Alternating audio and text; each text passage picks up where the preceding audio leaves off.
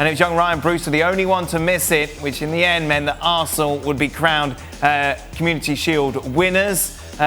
Craig, overall, Arsenal fans will have a lot of hope, won't they, after this performance, off the back of that FA Cup win as well? Well, you can see some light when you beat Man City in the semi-final of the FA Cup. You then beat Chelsea, who were favourites in the cup final, and you play well. You got a new manager, so he's got his first trophy under his belt. Then you play the best team in England by a long way in Liverpool, albeit they had some injuries, but no excuses. But they had a couple of injuries. You play well again, particularly in the first 45 minutes. So, listen, it's consistency, it's continuity, it gives you some momentum, and we've been talking about it, a plan. 3 at the back, Maitland-Niles coming inside, Kieran Tierney then shuffling down. If they've got an issue, Granit Xhaka fills in on that left side of the defence. So there's a clear plan of what they've been working on in the training ground. And they've since, probably the last 4 or 5 weeks of the season and continuing through, they've looked a lot more solid defensively. Right. So he's found a way to get David Luiz making more mistakes, taking more responsibility. Tierney not as a left-back when they're defending, but as a left-sided centre-back. But are still a threat going forward because they transition quickly, and Aubameyang's a key over the top. Got to sign Aubameyang, because without him, you don't really have that threat. Let's welcome Stewart Robson to proceedings. He's a rather cold outside Wembley, as you would expect, wouldn't you? August in England. Robbo, thank you very much for staying with us.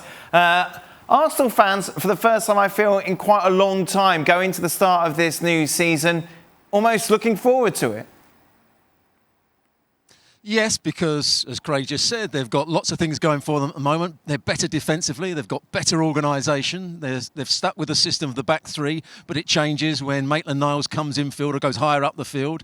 And then remember, they didn't have Lacazette. They didn't have Pepe today. They've got Willian to come into the side. Saliba, the centre-half that everybody's talking about being a really good player, could take the place of Holding, so that would improve Arsenal as well. But I think the thing they're most encouraged by is the discipline of Arsenal, the way they are showing great effort and enthusiasm when they're playing. They're understanding what the manager wants from them, and the supporters are absolutely right. They should go into this season full of confidence to get into that top 4. It may be difficult for them, but they can see light at the end of the tunnel now after a disappointing time under Unai Emery and a disappointing last few years under Arsene Wenger. That's their ultimate goal, isn't it? Surely, going into the start of a new season, to get a top 4 place. It's almost a given it'll be United and City again. Chelsea, because of the signings that they made, and that'll be all about trying to maybe keep Manchester United at bay. Because I've just been because I couldn't remember, so I just looked up last year's table again to see what the difference was. Yeah, 8th they were. 8th, 43 points. Right. Off Liverpool. Who were exceptional, by the way, but still, 43 points. Never going to make that up in a short period. So you are fighting for the top 4. Clearly, it's been very public out there. Chelsea have just gone out and made it obvious their approach. United will spend. We don't know what Arsenal will do. I mean, it's quite crazy to talk about a guy who was brilliant in the cup final and brilliant again today, Maitland-Niles, probably leaving, possibly leaving for Wolves or others, when he's so flexible and adaptable and can do several different jobs. And yet we have the Mesut Ozils of this world sitting there getting paid an absolute fortune and doing nothing. That's the kind of problems that Arteta's trying to deal with, as well as finding a way of playing and an identity. And not that anybody knows it, and I'm not trying to state the obvious, but it just shows you how big a job this was. So if they can fight for the top 4 and be in there hunting for that, then that has to be progress from where they ended up last season, which was their worst season for I don't know how many years. 25 years. The key is Aubameyang as well, obviously. You lose that amount of goals out the side. You also lose the threat from the counter-attack, which is a clear way that they want to play against the better teams. They won't do it against the lesser teams in the Premier League, but against the better teams in the Premier League, they will play that style of play. And without Aubameyang, you take a big chunk of that style out. Good enough to finish above United? Not at the moment, no. If this Arsenal side finish above United, then the thing that I said will happen. Right. Solskjaer will be sacked. Right. So I don't see it at the moment, no. Robbo, meanwhile, from a Liverpool perspective, how concerned would you be, particularly from that first half performance today? Because it was a strong side. Yeah, I think it showed the same problems Liverpool have had when they have had the few problems they've had over the last few years. When teams drop that little bit deeper and there's no space to play in behind, have they got a creative pass of the ball?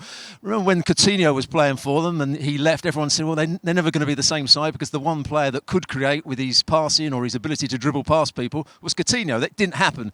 But now you're looking at the side again and you're thinking, if there's no space behind, can Mane make things happen when he's running with the ball, when teams are defending deeply? Is there space for Salah to run in behind? No, there's not. So can he play little 1-2s? He didn't do it today. So you need somebody who can pass the ball. Firmino's dropping that little bit deeper, and they had nobody running in the box when crosses were coming in to head it in. So you need a passer of the ball, and Thiago, I think, would be a great addition to their squad because he is a brilliant passer of the ball, not just with switching the play, but he can find passes over the top. He can find passes into the front player so they can link up with each other. So that would be the only worry for Liverpool for me. They're still going to be a top side. They're still going to challenge for the Premier League title. I think they probably will win it. I think they're still going to challenge for the Champions League. But when there's games when they can't open up the sides because there's no space in behind, they need a good passer of the ball. Someone with a bit or more creativity. That could be Thiago.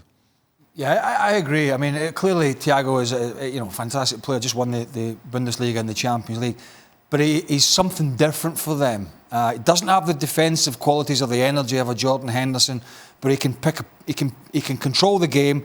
He can keep the possession, and then he can hit that killer pass. Right. He won't get you many goals, but that's not a problem if he's lining it up for others. I mentioned to you earlier during when we were doing a show around the Community Shield itself that I think Liverpool could do with something different up front when Firmino's not working. And I'm talking about something different, like somebody like a Milik from Napoli or an Edin Dzeko's physicality. Okay. You know when Andy Robertson's whipping those balls in the box? Yeah.